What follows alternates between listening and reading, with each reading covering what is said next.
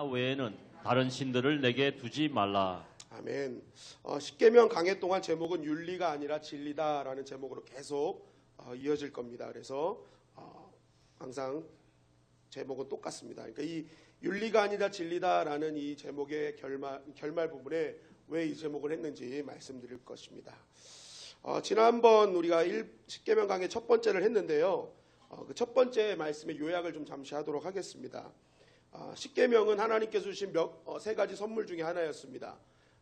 세 개가 뭐였습니까? 첫째는 뭐였어요? 주기도문. 둘째는 사도신경. 세 번째 십계명. 그러니까 이 세 가지가 하나님께서 우리에게 주신 가장 귀한 보물들입니다. 선물은 우리가 이렇게 받으면 막 감격하고 막 행복하고 즐거운 게 선물이죠. 근데 여러분 십계명을 주겠다 하면 여러분은 행복하십니까? 막 환희가 넘치십니까? 이야 막 이런 걸 주셔 막 이런. 근데 우리가 선물이라고 하는데 별로 그렇게 막 그런 행복이 솟아나지 않는 선물이에요. 왜냐하면 이거는 왠지 모르게 좀 강요하는 것 같고 이렇게 안 하면 죄 짓는 것 같고 뭔가 이렇게 선물은 선물인 것 같은데 좀 이렇게 명령 같은 하라 하지 마라 어떤 그런 군대식 강압식 어떤 그런 느낌이 강하기 때문에 이게 좀 선물로 다가오지 않는 경우들이 있습니다. 그런데 우리가 지난번에 말씀드린 것처럼 십계명은 성경에 십계명이라고 쓴 것이 하나도 없어요. 원문에 보니까 10가지 말씀이라는 거예요. 10마디 말씀. 원문이 10마디 말씀이에요. 그러니까 하나님께서 우리에게 10가지 그냥 말씀하신 거예요. 대화하신 거예요. 자 이렇게 나는 이걸 너에게 이렇게 줄게 하면서 무엇을 말씀하신 거예요. 그럼 하나님께서 이 십계명을 통해서 뭘 말씀하시려고 했던가? 첫째가 뭐예요? 심판보다 은혜가 더 크다라는 걸 말씀하시는 거죠. 그래서 출애굽기 20장 5절 말씀에 나를 미워하는 자의 죄를 갚되 아버지께로부터 아들에게로 3, 4대까지 이르게 하거니와 죄의 대가는 3, 4대에 이르게 하겠다라는 것이죠. 무서운 죄의 대가가 있을 것이다.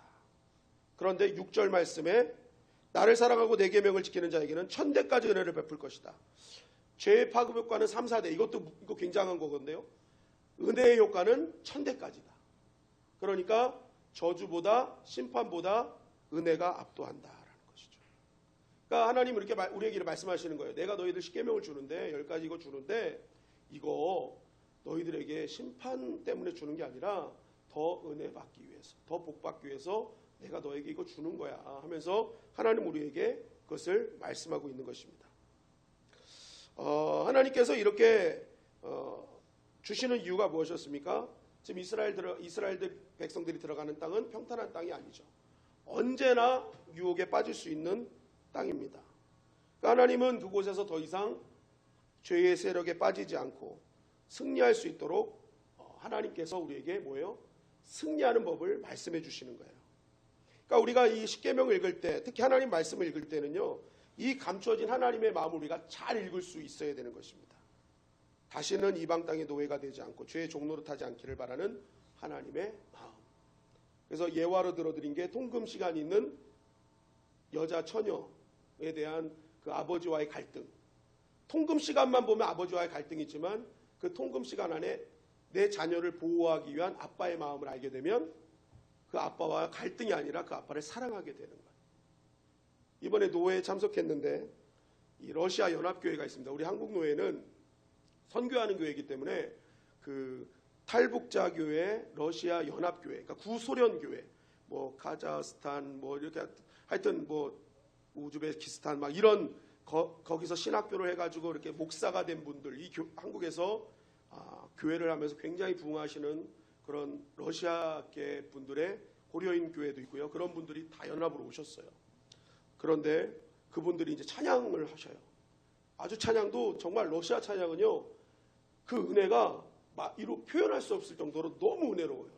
그냥 가만히 듣고만 있어도 막 진짜 하나님의 임재가 느껴질 정도로 굉장히 막 은혜가 넘칩니다.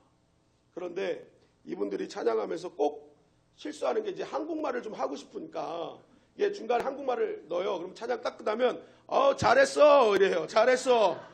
내 말 알아들어 그러면서 막 찬양인들 그렇게 하세요. 그리고 뭐 할 수 있어 손 올려 그러면서 막 80세대부터 된 목사님부터 다 계신데 잘했어 할 수 있어. 손 올려, 두 손 올려. 막 이렇게 얘기를 해요. 그러니까 이분들은 한국말을 막 하고 싶은데 막 항상 다 반말이에요. 근데 너무 재밌잖아요. 근데 찬양하면서 막 임재를 느끼다가 막 웃어요. 다들 이렇게 웃는데, 그러면 여러분 그래서 저놈의 새끼들 저거 어디다가 어른한테 반말이야?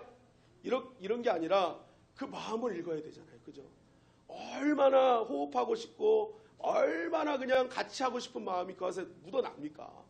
러시아 말로 하면은 우리가 못 알아들 것 같으니까 본인들 나름대로 열심히 준비해 온 거예요. 그게 뭐 잘했어 뭐 그런 거예요. 다 반말이에요. 다 반말. 다 반말이에요. 근데 그 안에서 그 마음을 읽으면 뭐예요? 정말 찬양 인도를 하면서 우리와 호흡하기 위해서 저렇게 열심히 준비했고 나면요 더 은혜 받을 수 있죠. 그러니까 우리가 어떤 상황을 놓고 해석할 때, 항상 말씀을 해석할 때도요, 하나님께서 굉장히 심판하시는 것 같고, 이번에 이사야서도 보면 와, 하나님 어떻게 이렇게 심판하고 어떻게 이렇게 저주를 내리시지? 이렇게 볼 게 아니라 빨리 돌아오는 하나님의 마음을 읽으면 그 안에 감춰진 하나님의 사랑을 얼마나 느낄 수 있느냐는 거죠. 그러니까 이 십계명도 마찬가지입니다.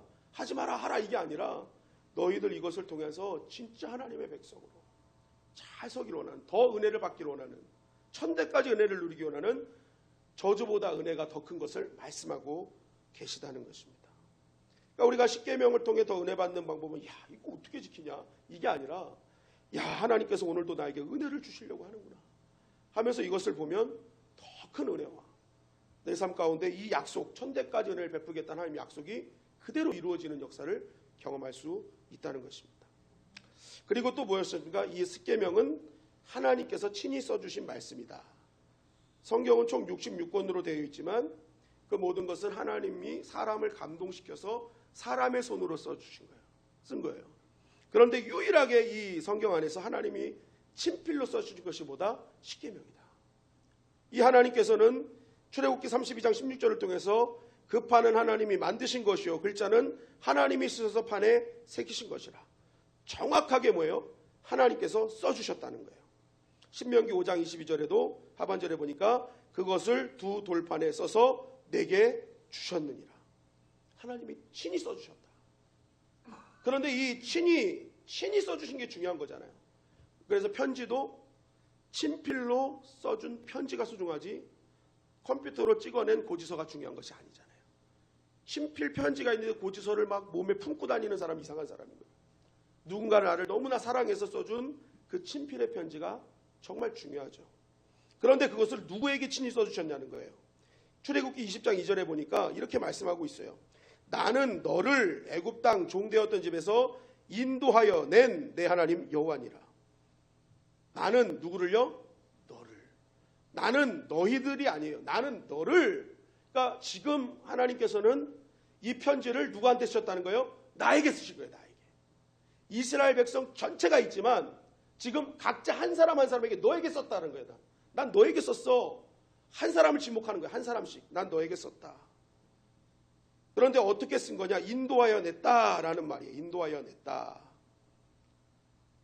여기서 인도하여 냈다라는 말은 히브리어 호체티카라는 단어인데요. 이게 이제 하나님의 구원이 가지는 특징을 설명해 준 거예요. 이것이 데리고 나오다라는 뜻이거든요. 호체티카, 데리고 나오다.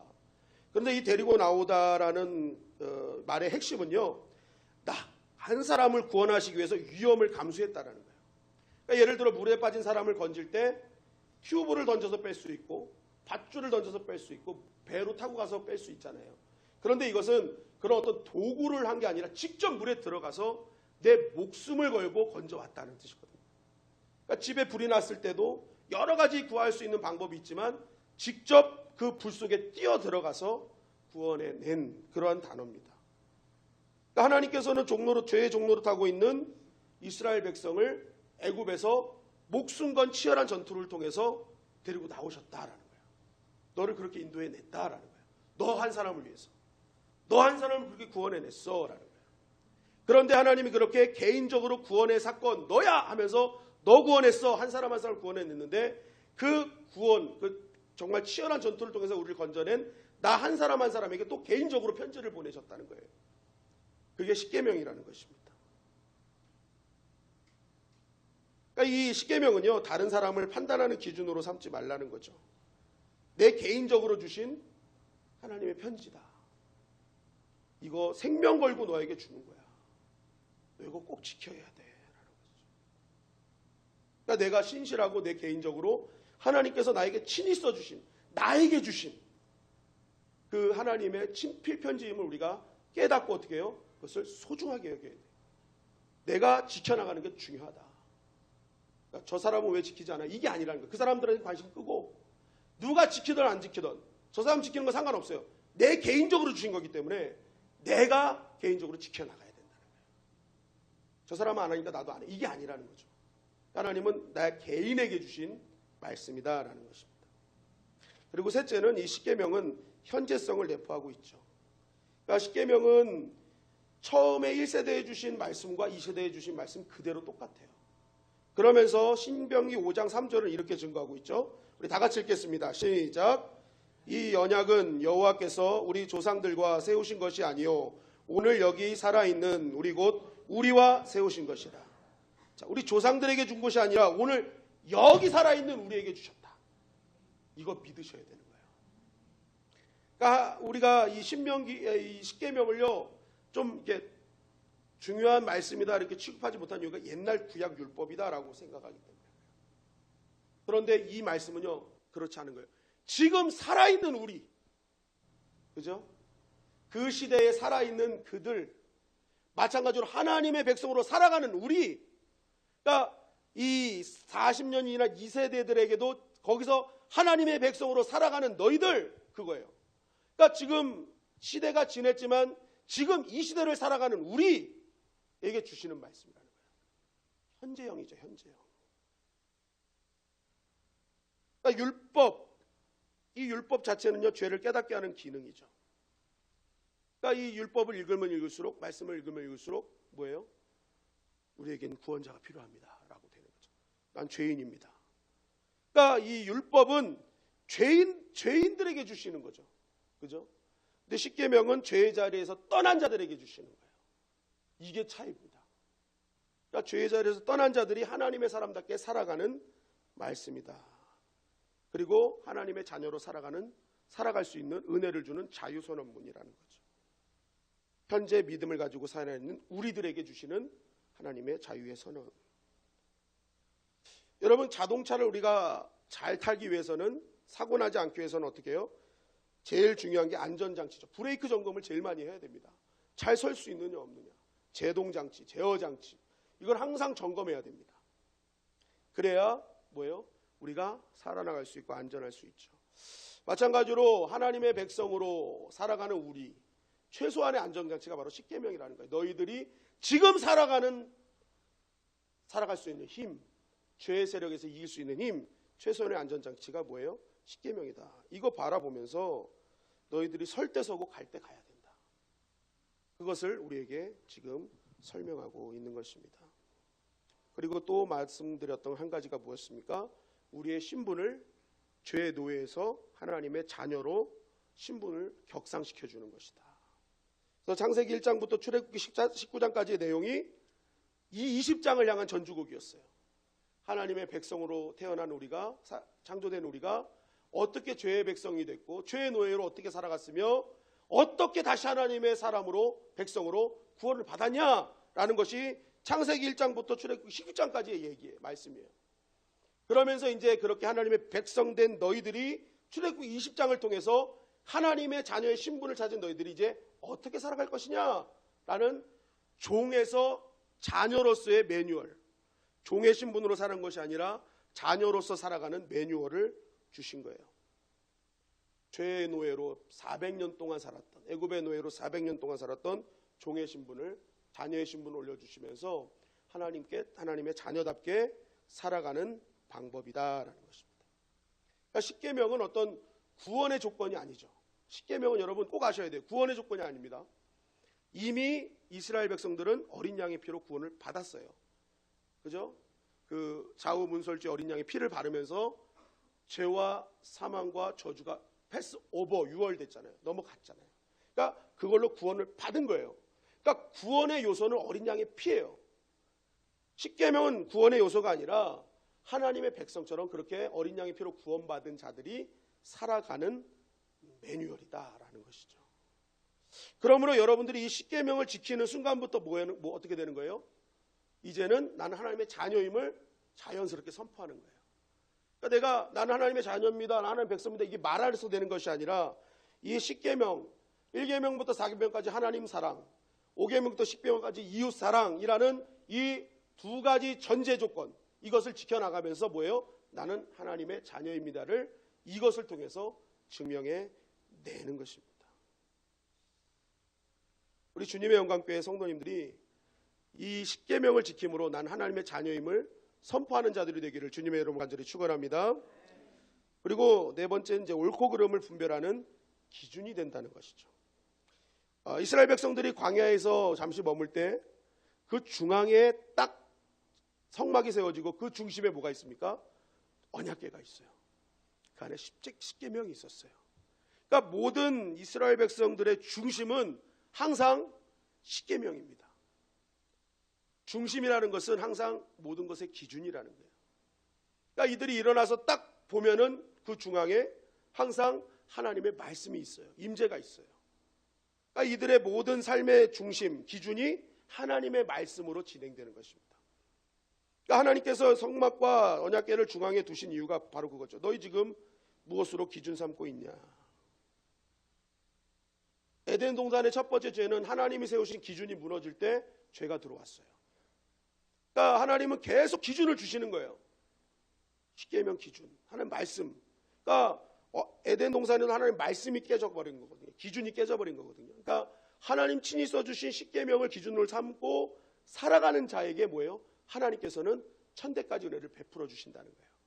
그래서 오베데돔 집에 하나님의 법궤가 들어가는 순간 그 집이 복을 받았다 그랬잖아요. 법궤가 있는 내내 뭐예요? 그 집 중앙에 뭐가 있는 거예요? 말씀이 있어요. 그러니까 이 온 집안 사람들이 나오면 말씀이 있는 거예요. 그러니까 막 화가 나서 내가 이거 오늘 희준이 가만두지 않겠어. 그러고 싹 나왔다가 말씀이 있으니까 또 용서해야지, 또 사랑해야지. 들어가는 거예요. 화가 났다가 내가 오늘 우리 집사람 이거 가만두지 않겠어. 밥도 안 해놓고 맨날 누룽지나 먹으라고 막 이러면서 이제 나왔다가 또 뭐가 있는 거예요? 말씀이 딱 있는 거예요. 이거 안 되지. 들어가는 거예요. 그러니까 모든 삶의 기준이 뭐가 되는 거예요? 말씀이 되니까 그 말씀대로 살아가는 오벳 에돔 집에 복이 내려진 거예요. 조금 전에 우사가 죽었거든요. 만지면 죽었거든요. 그런데 전혀 다른 이야기가 전개되는 그 순간을 말씀하시면서 너희 중심에 지금 뭐가 있냐라는 거예요. 그러니까 우사가 죽은 이유는요, 뭐 여러 가지 설치지만 가장 만졌다라는 그 중심의 그 단어, 그 원문이 뭐냐면 내가 이 법궤는 내가 지킨다. 뭐 그런 어떤 내가 더 이거 내가라는 어떤 그러한 자기 중심의 생각이 있었던 그 단어를 씁니다.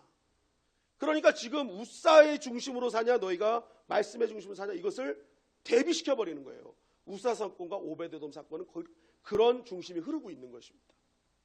그러니까 지금 이 이스라엘 백성의 중심에 이 성막이 세워지고 그 안에 법궤가 들어간 언약궤가 딱 있다는 것은 지금 너희는 옳고 그름의 기준이 무엇이며 어떤 기준으로 살아가고 있느냐, 하나님이 보시기에 옳은 기준이냐, 하나님 보시기에 틀린 것을 너희가 틀리다고 할 수 있느냐라는 것이죠. 그러니까 너희 삶에 내 생각과 판단으로 기준 삼지 말고 오직 하나님의 말씀이 기준이 되게 하라 라는 것이 이 십계명의 핵심이라는 것입니다. 자, 그렇다면 이제 십계명 하나하나에 담긴 뜻을 알아보도록 하겠습니다. 오늘은 제1계명, 우리 출애굽기 20장 3절 말씀 다 같이 읽겠습니다. 시작. 너는 나 외에는 다른 신들을 내게 두지 말라. 자, 다시 한번요. 시작. 너는 나 외에는 다른 신들을 내게 두지 말라. 자, 질문 하나 하겠습니다. 다른 신 섬기고 계신 분 한번 손 들어보세요. 여기서 지금 다른 신 섬기고 있다. 내가 지금 다른 신 섬기고 있다. 내가 지금 이렇게 교회 나오기 전에 잠깐 절에 들려가지고 부처님을 만나고 왔다. 한번 손 들어보세요. 아니면 어제 저녁에 장독대에다가 물 한 바가지 떠놓고 이렇게 달을 쳐다보고 오신 분 한번 손 들어보세요. 아무도 안 계시네요? 그러면 이 말씀은 우리에게 해당이 없네요. 그죠? 다른 신이 섬기지 말라고 하셨으니까, 더 이상 다른 신 두지 말라고 하셨으니까 이거는 더 이상 아무도 안 계시잖아요. 그죠? 감사합니다. 혹시라도 한 분이라도 들면 제가 당황할 뻔했어요. 그럼 내가 뭐라고 설교해야 되지? 당황했는데, 여러분 이게 우리가 이제 그러면은 더 이상 나는 다른 신 섬기지 않는데요. 그러면 이거 끝인데, 사실 우리가 여기서 그 이상의 의미가 담겨 있음을 여러분 기억해야 됩니다. 왜냐하면 이게 우리가 지금 초점을 잘못 두고 있는 거예요. 여기서 초점은요, 다른 신의 초점이 있지 않습니다. 나 외에 초점이 있어요.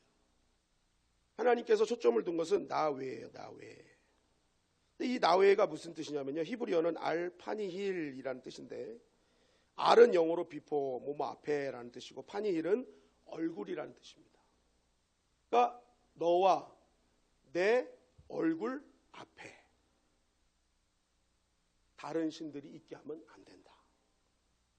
그러니까 내가 하나님과 이렇게 보고 하나님 얼굴을 보는데, 하나님을 이렇게 딱 믿고 있는데 그 중간에 뭐가 있으면 안 된다는 뜻이거든요. 다른 신들이 있으면 안 된다라고 하잖아요.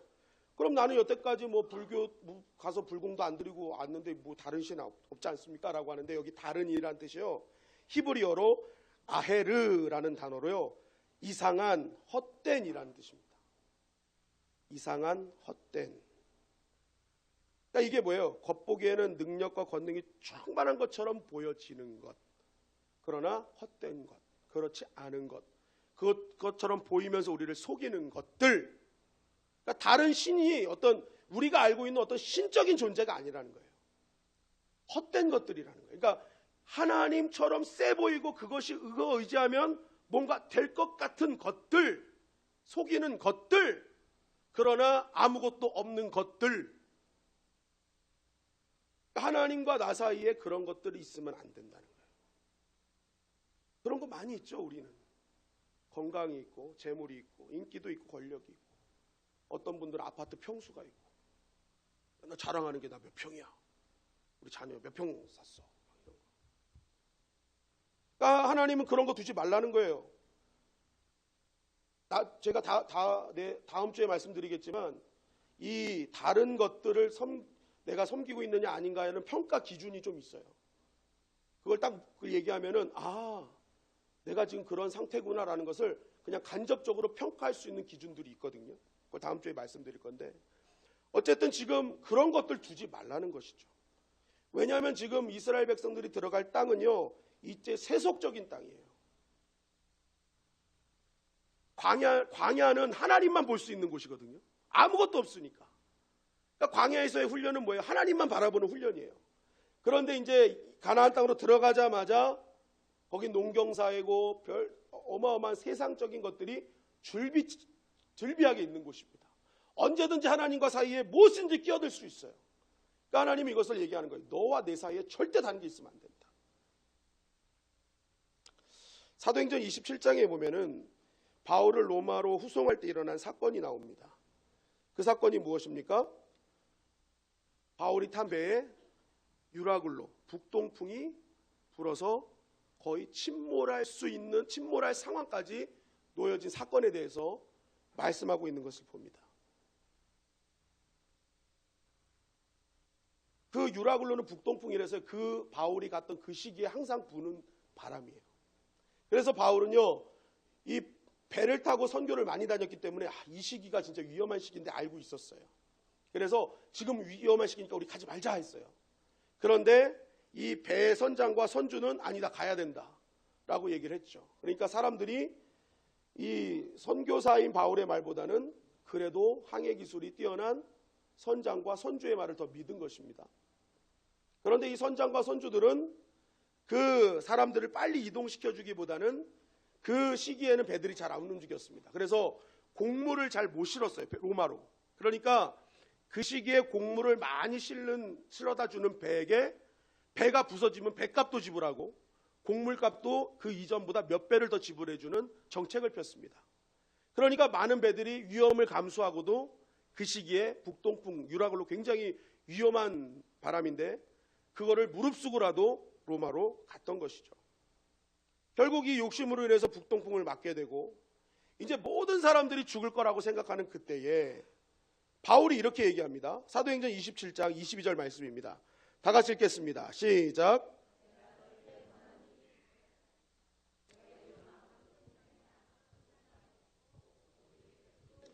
자, 바울은 모두 죽을 것 같은 그러한 상황에 놓여 있을 때 안심하라는 거예요. 너희들에게 아무런 손상이 없을 것이다. 생명에도 지장이 없을 것이다. 왜 이렇게 얘기했느냐? 사도행전 27장 23절 24절입니다. 우리 다 같이 읽겠습니다. 시작. 내가 속한 바 곧 내가 섬기는 하나님의 사자가 어젯밤에 내 곁에 서서 말하되 바울아 두려워하지 말라.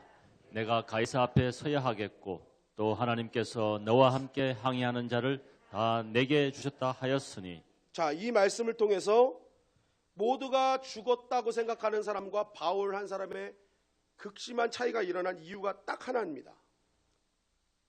여기 탄 사람들은요, 태풍으로 해서 침몰하는 배와 화물들을 보는 거예요. 저 배와 저 화물은 자기 인생의 전부거든요. 그러니까 그거를 보니까 뭐예요? 이젠 죽었구나. 저거까지 다 죽었구나. 태풍은 멈출 생각도 안 하고. 이제는 보는 게 다른 거죠. 근데 바울은 뭘 봅니까? 하나님의 약속을 보는 거예요. 바울의 눈에는 배와 화물이 보이지 않아요. 지금 불어닥치는 북동풍이 보이지 않아요. 뭐가 보여요? 하나님이 보여요. 그 사이에는 아무것도 없는 거예요. 하나님과 자신만의 독대를 하고 있는 거예요. 그러니까 뭐예요? 그 인생을 하나님께서 이끌어 가시더라는 거예요.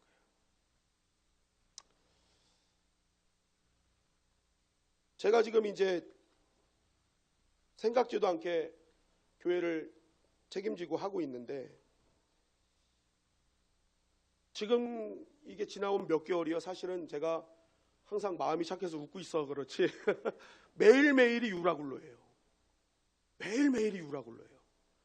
이 여기에 유라굴로가 터져서 뭐 하려고 그러면 저쪽에서도 또 유라굴로가 터지고, 그 옛날 김모민 목사님 와서 접시 돌리게 한다는 말이 실감을 하고 있는 때입니다. 매일매일 유라굴로더라고요. 알고는 있었던 것을 몸으로 체험하니까 이게 처음 접하는 거잖아요. 그러니까 이 매일매일의 유라굴로더라고요. 그래가지고 정말 할 수 있는 것은 내가 어떻게 해야 되나 하고, 그래서 뭐 억지로라도 기도하고 하나 기도해야 되니까 기도하고 막. 근데 기도하고 있다가 이번에 노회를 갔는데, 그 노회에서 그 탈북하신 목사님 한 분을 제 차로 좀 모시게 됐어요. 그러니까 이분이 탈북자다 보니까 밥도 혼자 드시고 좀 혼자 활동을 하시더라고요. 그래서 가서 같이 밥도 같이 먹고, 그분을 이제 제 차에 모셔가지고 이제 돌아다닐 때 같이 모시고 가는데, 이 목사님이 이제 자기가 탈북하는 과정들, 그리고 어떻게 해서 하나님을 믿게 됐는지 이런 것들을 쭉 이렇게 얘기를 하셔요. 근데 제가 너무 충격을 받았어요. 이 탈북자 목사님이요, 우리 교회에서 지원하는 최강 목사님 아시죠? 최강 목사님 있거든요. 그분의 제자더라고요. 우리가 또 저기 주영순 전도사님 그 바이블타임 지원하고 있는 교회 있잖아요. 그분이랑 또 잘 아시더라고요. 그러니까 이분의 사명은요, 순교자를 키우는 거예요. 그리고 본인도 최후는 순교예요. 무조건 북한 땅에 들어가서 순교하는 거예요. 근데 자기 친구 몇 명은 순교를 했대요. 근데 자기한테는 아직까지 순교의 기회를 하나님 안 주신다는 거예요. 그러면서 이제 이런저런 얘기를 하시는데, 눈물을 글썽이면서 저에게 하시는 말씀이, 예전에는 목사님 하나님 이름이란만 나와도 자기는 그 자리에서 펑펑 울었대요. 그 하나님이라는 이름 하나가 얼마나 자기에게 큰 은혜였는지, 그 하나님이란 말만 들으면 막 그냥 눈물이 나와서 막 어떻게 할 수가 없었대요. 그런데 이 대한민국에 딱 들어오니까 뱃돼지에 기름이 차가지고, 그분은 빼빼 말랐는데 기름이 도대체 어디 있는지 모르겠어요. 그 얘기를 듣는데 내 뱃돼지는 도대체 이게 뭐냐, 이 기름은 도대체 뭔 기름이냐, 이게 막 제가 회개가 되는 거예요. 뱃돼지가 부르니까요, 하나님 이름으로 만족하지 못한다는 거예요. 지금 그 자신의 모습이 너무나 지금 비참하고 너무나 속상하다는 거예요. 그 얘기를 듣는데 제가 그동안 그 유라굴로 때문에 힘들었던 그 상황이 너무 부끄러워지는 거예요. 야, 하나님 그렇지. 그러니까 이분이 그래요. 김정은 핵 100개 갖고 있어도 하나님이 역사하시면 통일됩니다. 그러는 거예요. 그러니까 이 하나님을 향한 믿음이요, 어마어마한 거예요. 100개 1000배가 문제 아닙니다. 갖고 있으라 그러세요. 그러면서 야, 그 얘기를 듣는데 야, 우리에게는 이런 하나님을 향한 절대적인 나는 하나님에 대한 그 절대적인 믿음이 사라져 있었구나. 어느 순간 유라굴로만 바라보고 있는 그 북동풍 때문에 힘들어하고 있는 제 자신을 발견하게 된 것입니다. 이분이요, 순교자의 친구에 대해서 얘기를 하는데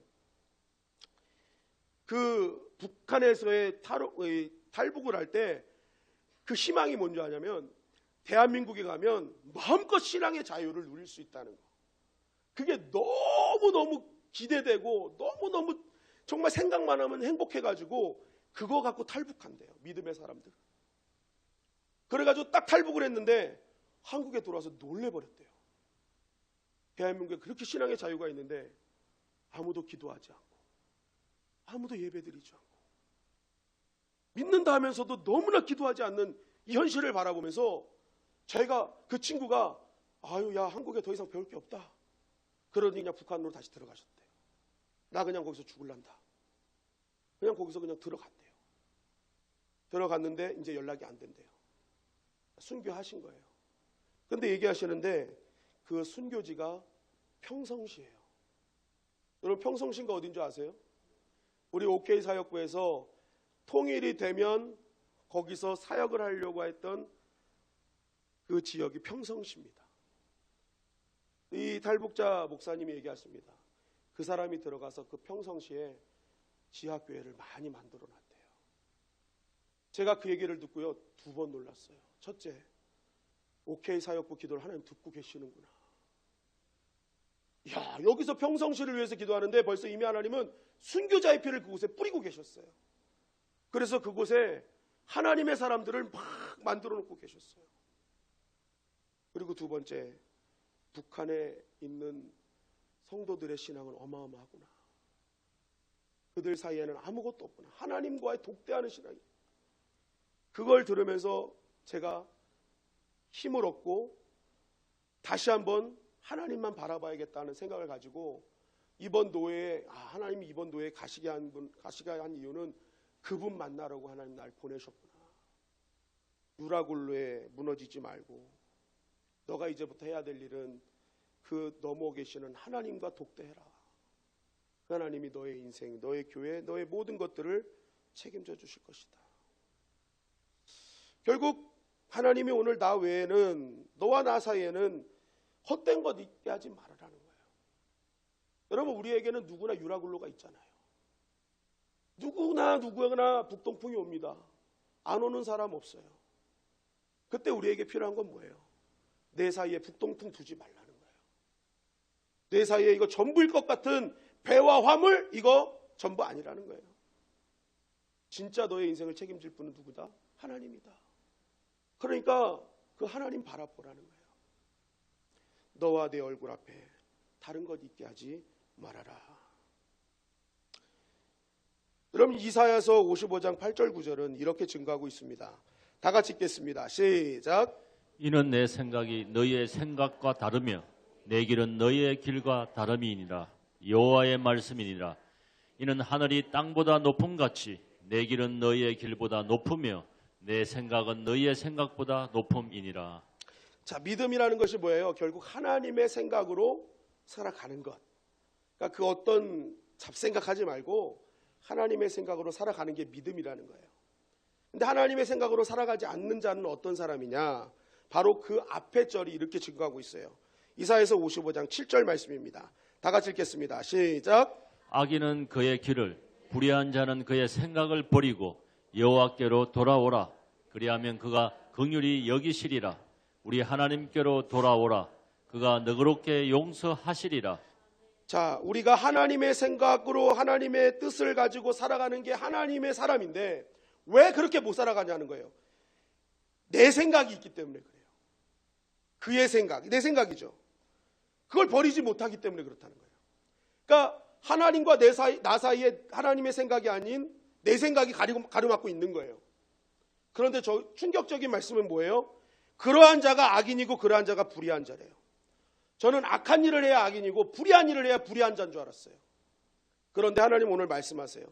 하나님의 생각으로 살아가야 될 자들이 그 가운데 내 생각과 내 뜻으로 살아가는 그 사람이 악한 자들이다. 이거 지금 믿는 자들에게 말씀하시는 거거든요. 믿지 않는 자들에게 말씀하시는 게 아니에요. 믿는 자들에게 말씀하시는 거예요. 너 생각 버리지 않는 거 그거 너 악인이야. 너 불의한 자야. 하나님 말씀하시는 거예요. 그거 버리고 돌아온 자가 내 자녀야 라는 거예요. 지금 나와 하나님 사이에 누구 생각으로 살아가느냐. 지금 내 눈앞에 하나님의 생각, 하나님의 뜻, 하나님의 말씀이 있느냐? 하나님 오늘 우리에게 묻고 계시는 것입니다. 여러분, 우리가 하나님의 삶으로 하나님의 자녀답게 살아가는 것, 그것은 바로 내 눈앞에 하나님의 생각이 있는 거예요.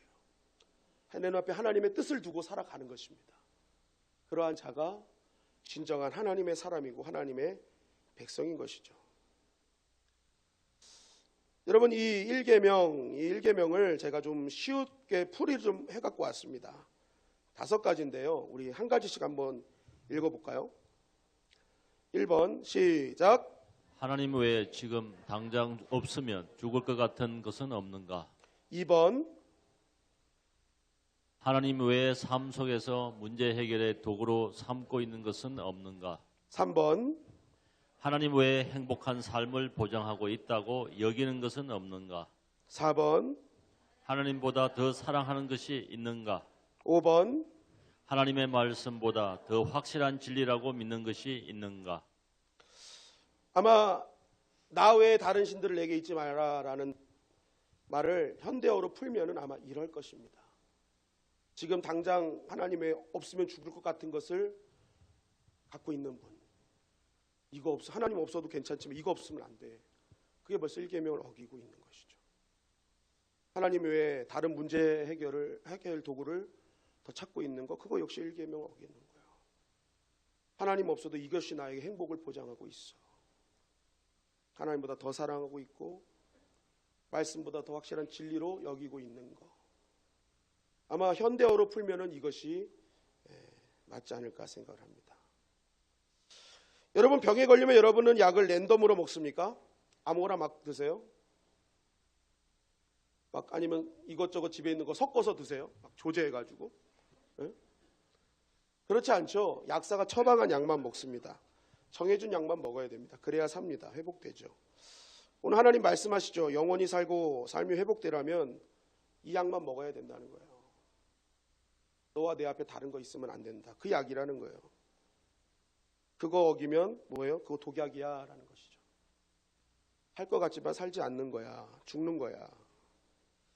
여러분, 우리는 입으로는 하나님을 믿는다고 하면서 없는 것처럼, 하나님 없는 것처럼 살아가는 실천적 무신론자들이 있습니다.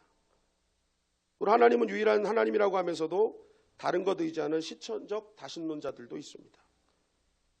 하나님이 계셔 라는 말보다 통장에 5천만 원 들어있어야 더 위로받고 평안함을 얻는 사람들.